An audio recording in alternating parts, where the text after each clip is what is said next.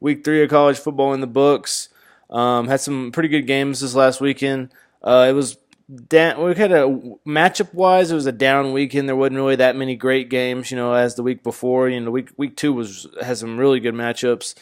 Week 3, not as much. We had the cancellation between Miami and Florida State, which helped that. But a lot of the games also there wasn't really a contest. We talk about Clemson, Louisville. Talking about Saturday, the games on Saturday. Oklahoma State absolutely destroyed Pitt. I didn't see them absolutely destroying Pitt. I thought that they would win the game pretty handily. Oklahoma State's looking really good. They were ranked 9 last week. I think they're ranked 6 this week in my Power 25. I got them at 5. They're looking really hot right now. I really like what I'm seeing out of Oklahoma State. We knew that their offense was very high-powered, but I didn't know it was this high-powered. Mason Rudolph is having a phenomenal year. When I was sitting there, watching that game, I was like, I hope Oklahoma and I hope Oklahoma State stay undefeated, because that's going to be a fun one between Baker Mayfield and Mason Rudolph later in the year. West Virginia, they handled Delaware State. They've looked really good since their opening loss to Virginia Tech. They hadn't played anybody, but they've looked good. I thought after that week 1, I was like, this is a better team than I thought, and they've creeped back into my top 25. They're at 25 this week. UCLA and Memphis, this was a really good game. If you don't know about Riley Ferguson, if you don't know about Anthony Miller, you do know about them now. They're 2 guys that are on my prospects list. I really like both of these guys for NFL talent. I didn't necessarily see Memphis winning this game. I hadn't seen a whole lot of Memphis this year. Their second game got postponed. They only played 1 game this year, and I don't think it was to anybody very important. So I didn't really have a lot to look at with Memphis, but I did know that this could be upset alert. UCLA, Rosen is a very good quarterback. He does really well, but it's kind of funny. He doesn't really have the athletes around him on the offensive end. He's got some good receivers with Darren Andrews, I think is his name, and they have Jordan Lashley. Those guys are some pretty good receivers. He's got some pretty good connection with those guys. But other than that, they have no run game. Starks went down with the injury. They have no run game in general. And then defensively, obviously, they can't stop any points. They gave up 48. Rosen had 2 key plays in the game where he had a play where he scrambled out. It was a 3rd and long, real long. So if he wouldn't have got a completion, they were punting and it was fine. I think they were down 3 at this point, and it was pretty late in the 3rd. Memphis was really good in the first half, and they kind of didn't play as well in the second. Their offense wasn't as good in the second. And UCLA was pretty consistent throughout the game, but what happened was Rosen threw across his body, a play that you don't make. He threw across his body, and it was a pick, and I think it led to a touchdown, or it was a pick 6. And then later in the game, I know there was a play where he forced the ball into the end zone in double coverage when there was another 3rd down, when they could have just kicked the field goal and tied the game up with Memphis. So 2 times he made key mistakes to lose this game. So, yeah, Rosen doesn't have, it is UCLA, so they have really good talent, a lot of recruits and stuff, the 5 stars. But, I didn't feel like his team is up to par to him. And at the same time, he made 2 huge mistakes to lose the game. So it's kind of tough there. Michigan, I'm not thoroughly impressed with Michigan. I know Air Force is a team that runs the ball a lot, so it's kind of hard to really score a lot of points on them. But Air Force was close throughout this game. Michigan's ranked 7. I don't really look at Michigan as the 7th best team. I think they're a little bit lower than that, just by the way they've played this year. Yeah, I know they had Florida week 1, but Florida was not a Florida team that Florida's kind of been looked at as, this is one of the top teams in the SEC East, and in reality, they haven't had 10 of their guys. They had 10 guys suspended for these credit card fraud type of things going on, and they were suspended for this Tennessee game too for them. And that first game they were deciding between Felipe Franks and Malik Zaire. Michigan won that game, but I still don't really give them that a whole lot of credit for that win. I need to see more out of Michigan. This next week will be a good game. Purdue has played better than Purdue has in the last 5 to 7 years. They've never scored this many points, the Purdue team. So I like what I'm seeing out of Purdue. Michigan definitely could be on upset alert this week against Purdue. Northern Illinois and Nebraska. Tanner Lee threw 2 picks early, and Northern Illinois returned both of them, and they were just up too many points. They were up 14-0. Nebraska started scoring again in the second half like they did the week before. It just wasn't enough. Northern Illinois was able to pull that one out. Baylor went 0-3. Baylor's 0-3. Duke's 3-0. We'll see what happens with Duke. They've got North Carolina this next week. They should win that game, but you never know. Let's see. The Tennessee-Florida game was a real good game. Florida definitely was probably like the better team. Like they showed up that day. But Tennessee, if you were going into the game, like I didn't really look into the game that much. I just thought, okay, Tennessee versus Florida. It'll be a close game. It's one of those things when you talk about the SEC and you're talking about Florida, Georgia, Tennessee, Florida, it doesn't really matter who's playing in the game. It's a big enough rivalry that everybody gets up for it. Everybody's ready to play. So it's not one of those games where you're really looking for someone to like really step up, or you're really trying to find, oh, well, they got this guy and this kid's the difference, because there's really no difference in these big rivalry games like that. But, Florida came out on top. Tennessee played really good late. But my thing is it's more disappointing for Tennessee. Tennessee has been handed stuff to them. They got handed week 1. They shouldn't have beat Georgia Tech, and they got that game handed to them. Then week 2, they played someone really shitty. This week, they played Florida, and, they came back late. Florida took a good amount of lead, but it was special teams. Special teams is a real big issue, I think, in the SEC this year. A lot of bad field goal kickers. I saw South Carolina's kicker miss, I think, 3 field goals. I saw Tennessee's field goal kicker miss 3 field goals. I saw Arkansas's field kicker miss 2 field goals last week. It's like they're focused on the defense and the offense and the recruits so much they forget to recruit any special teams, and their kickers lack because of it. Tennessee could have won this game if they would have hit a couple more of the field goals that they had. Tennessee. The thing is the game would have never really been in the position that it was at the end if Tennessee could have just made a couple more field goals. If the game would have had another quarter left in it, I think Tennessee would have won. John Kelly was really getting going. John Kelly's a really scary kid. Watch him this year. But it was typical Tennessee. Like I said earlier in the year, I was like, I'm not going to rank Tennessee because they're gonna shoot themselves in the foot. This was a game Tennessee needed to win. I know it was in Gainesville. Tough place for them to go and play, but Florida shot themselves in the foot all day. They didn't have those 10 starters. To me, this was a no-brainer that Tennessee should have won, and they lost. SMU gave them fits all day, played them good in the first half. TCU's defense a little suspect, but TCU was able to continue to score a lot of points, 600 total yards of offense, was able to put 56 on the board. Notre Dame able to handle Boston College. It was kind of close in the first half, but Notre Dame was able to pull out in the second. Wisconsin absolutely slaughtered BYU. BYU has no offense. Freshman Jordan Taylor looked good again for Wisconsin. Iowa had a pretty close game with North Texas, but was able to pull it out in the second half. Minnesota destroyed Middle Tennessee 34-3. Purdue and Missouri was a game I thought might be a pretty good game. Purdue won 35-3. So I'm telling you, Purdue's looking real. Honestly, they're overachieving this year very well. They got a new coach. Washington State was able to handle Oregon State. Luke Falk, he definitely bounced back. He had 396 yards, 6 touchdowns. Tavares Martin had 10 catches, 194 yards, 3 touchdowns. He had a really good game. Another one of the receivers had a real good game too.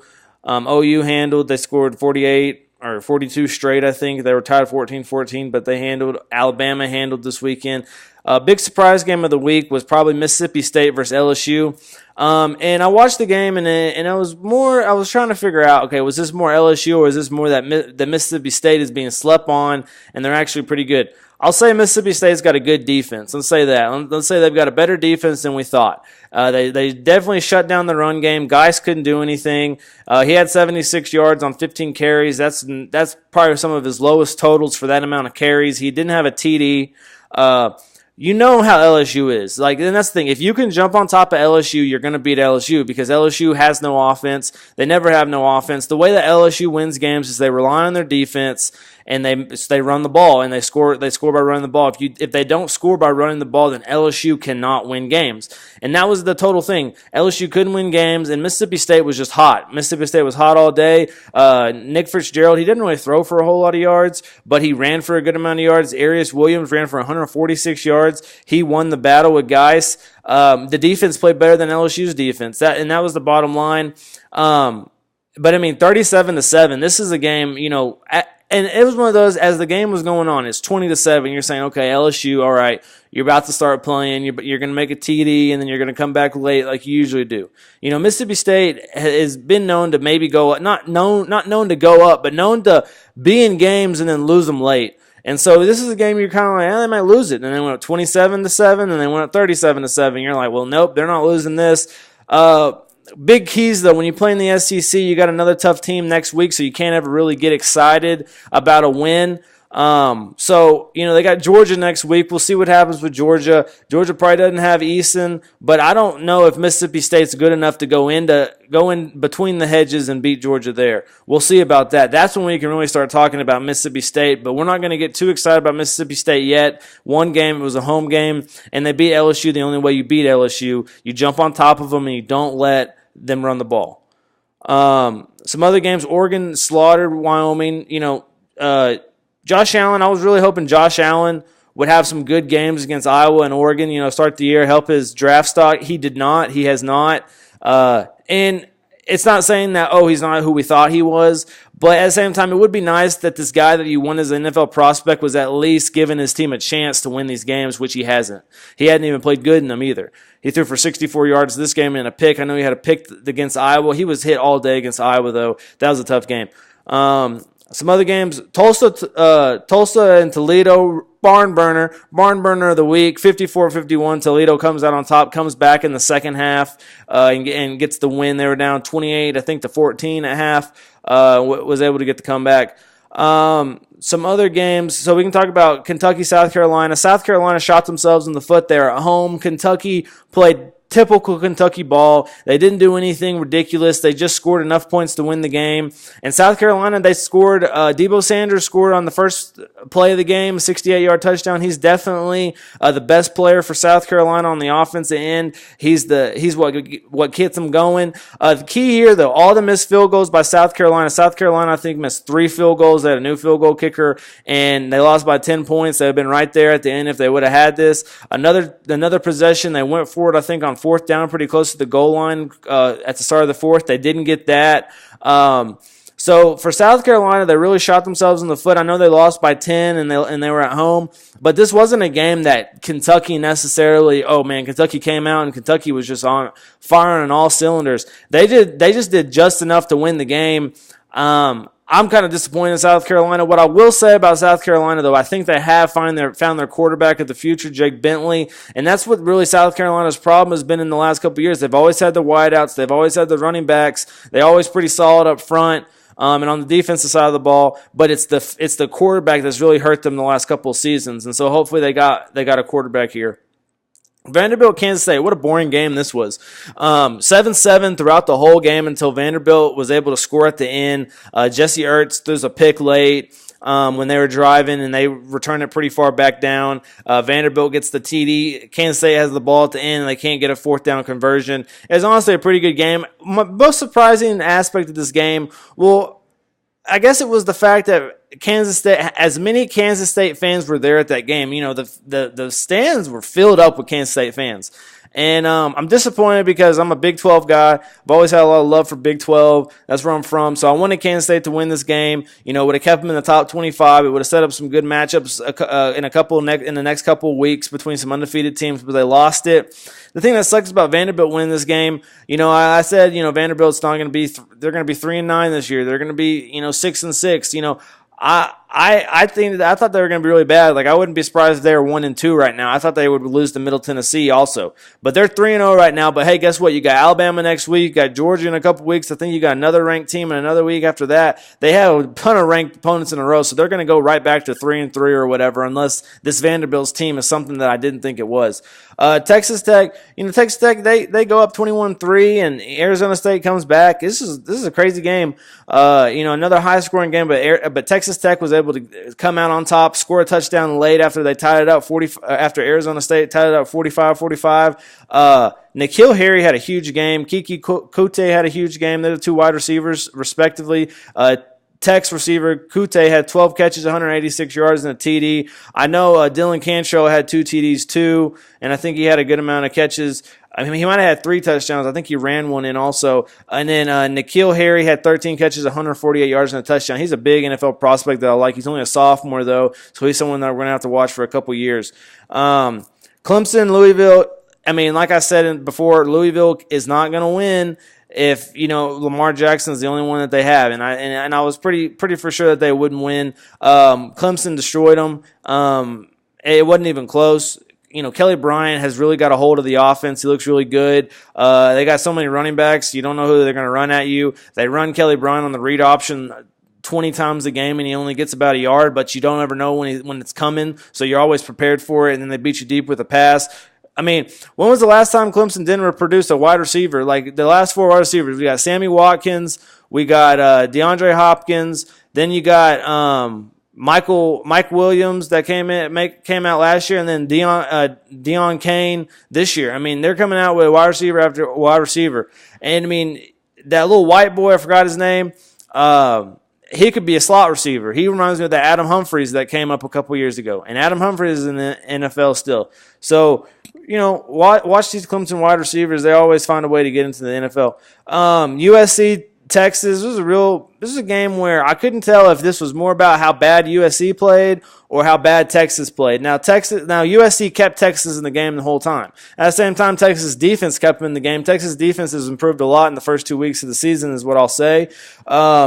But as of, I think USC was really bad this week. And when I say that, I think that felt like, okay, Stanford was the team that we really needed to beat last week, and they really came to play for Stanford, and they realized, well, Stanford's really not that good. And we got reinforced with that when Stanford lost to San Diego State this week. We'll elaborate on that in a minute. But USC definitely came out on top. Sam Darnett, like I said last week, he made me look good. He always comes up big in the big games when he's needed. He doesn't really, do anything crazy throughout the games, but when he's needed, then he comes on and plays. Huge Hail Mary right before half. I think that was the difference in the game. His drive at the end after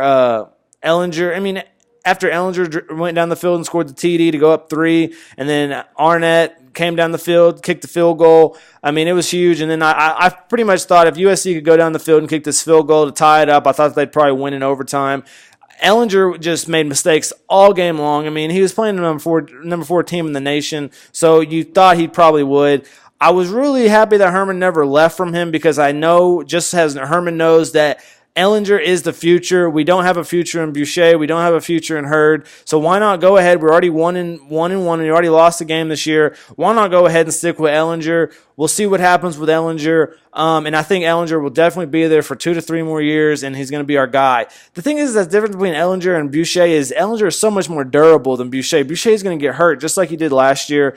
So I'm not high on him. Talk about San Diego State, Stanford. Really good matchup between NFL prospect running backs between Bryce Love, Rashad Penny. Bryce Love won the matchup. He had 184 yards to Penny's 175, and he had 2 TDs.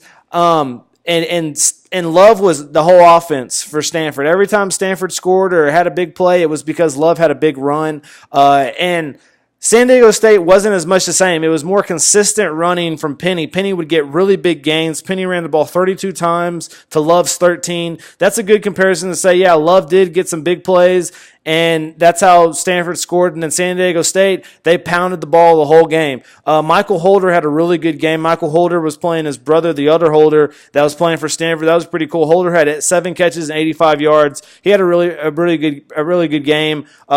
Just throughout, late he had a couple big catches to get him closer closer to the end zone.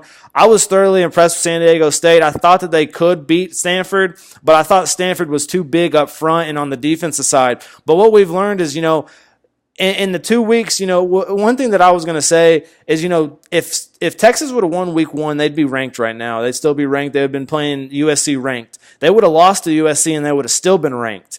And the perception that we have of Texas right now is that they're a 1-2 team. They're probably out of the top 50. If they would have won that first game and then lost the second game this first game to USC, we'd probably still have them in our top 25. We'd have them close. They'd be like a top 30 team. It's crazy the perception of that Maryland loss and what it does to Texas. But also, also the perception of what we had Stanford as. We had Stanford as a team that we thought could beat USC, that could run the Pac-12 this year. They lost. They lost to San Diego State too. It makes USC in all of it. It makes USC look the worst because USC had two big games on their schedule against Stanford and Texas, and they both the Stanford one they won, but Stanford's 1-2 now, and then they beat Texas barely, and Texas is 1-2 now. So they've beat some bad teams. This next week they have Cal, who's 3-0, which is probably worse than Stanford and Texas, but they're going to give them a run for their money. I like USC to win that game. I thought Cal would win one game. I thought Cal would win one game this year, and Cal's already won 3. So they're coming out. So to talk about some pick'ems for next week. We got Utah and Arizona on Thursday or on Friday. I'll take Utah to win. I think Arizona will give them a little bit of run for their money, but I think Utah will definitely come out on top. Texas A&M and Arkansas. I usually in my preview I picked A&M, and I know I picked A&M because A&M always beats Arkansas, but I don't like what's going on at the quarterback situation for A&M. I don't like what I've seen out of the offense. I'm going Arkansas this week. Tech and Houston, I'm going Houston. I think Houston can win. Tech's a good team, but their defense is just trash, and I think Houston will definitely come out on top. It's one of those things when all the Texas teams are losing and Tech's still winning, you know something's not right. So NC State and Florida State, this is a big game for me just because I really want to see what's going to come out of Florida State and at their quarterback position. They're not going to have Francois. We hadn't seen Florida State since the first week because of this hurricane shit. NC State has been playing. They're one of the more veteran teams. I think NC State could really give them a good game. I'm taking Florida State though. Pitt, Georgia Tech.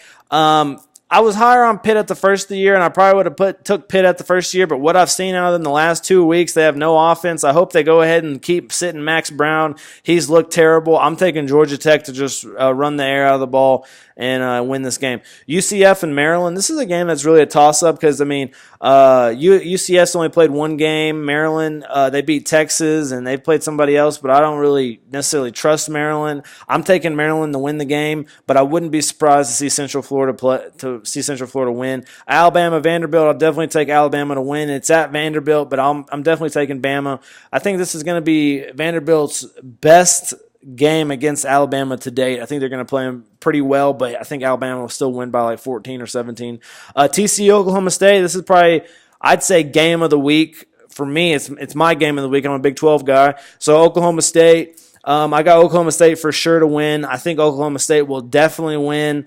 And I think they'll win by more than 10. I think TCU will play good at the first of the game, or Kenny Hill is going to have a lot of turnovers at the first of the game, and Oklahoma State's going to be up 28-0 before we know it. Like I said, I think USC is going to beat Cal. Toledo and Miami, I'm taking Miami. Miami hadn't played in a couple weeks. Toledo is 3-0. They did have trouble with Tulsa, so I don't think Toledo is going to win, but hey, watch out. And then Cincinnati, Navy. Cincinnati's a team that I'm kind of thinking will be better this year. They played, honestly, not that bad against Michigan, but look what I've said about Michigan this year. I'm not high on Michigan. I think Navy will win the game. I love the option attack. I'm really high on option offenses. Michigan, Purdue. This is a game I'm skeptical to take Michigan. I like Purdue a lot. It's definitely an upset. It's a big game for me. I'll take Michigan to win. I think Michigan won't lose until they have to play Penn State and Ohio State, but Purdue's going to give them a game. Purdue's better than we think. Mississippi State, Georgia, like I said, I talked about it a little bit earlier. I'll take Georgia though. I don't think Mississippi State can do it on the road. Florida, Kentucky. Florida's 1-1. Kentucky's 3-0. A huge game for Kentucky. Probably biggest game to date for Stoops. I think Florida wins the game. Pretty close though. I don't see them winning by a whole lot. And then Penn State, Iowa. I think Iowa, if Iowa's defense can play well, if they can, do their little play action, run the ball, I think it could be somewhat of a close game. But at the same time, I see Penn State running them out of the water. I see Iowa's offense not getting started, and I see Penn State just throwing it out to the outside to Shaquan Barkley and him going all the way. It happens every week. Auburn, Missouri. Missouri, they've looked really, really pretty bad. I liked them week one, how many points they scored week one. I didn't like how many points they gave up week one. And I think they've lost the last 2 weeks. They've looked really bad. the last 2 weeks. I'll take Auburn to win. Notre Dame, Michigan State. We hadn't seen a whole lot of Michigan State this year, but I'll take Notre Dame. I think Notre Dame's definitely on the cusp of being a ranked team. It's on the road. This is always a big game. This is not maybe like, oh, these are two 2-0 teams type, oh, this is a good matchup type. This is more of a rivalry matchup. It'll probably be a pretty good game. I'll take Notre Dame to win. Oregon, Arizona State, definitely taking Oregon to win. I think Oregon will probably score 70 on them. Arizona State's defense is terrible. Gave up 52 to Tech, which that doesn't really say much, but they gave up 52 to Tech. I think they gave up a lot to San Diego State the week before that. Washington, Colorado, underrated game of the week. Colorado's 3-0. Colorado has a really good defense.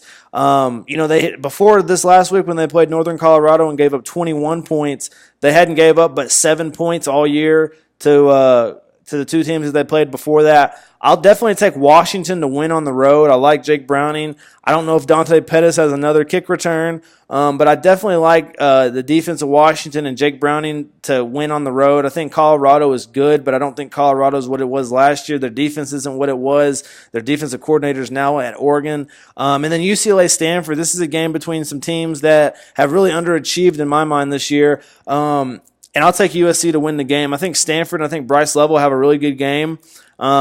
But I think this is really a toss-up, honestly. At the same time as I'm sitting here saying UCLA, I also can see Stanford bouncing back after being 1-2 and winning the game. I'll take UCLA on the road, but this is going to be a good game, and definitely could see Stanford, being real angry about the last couple weeks and pulling that one out.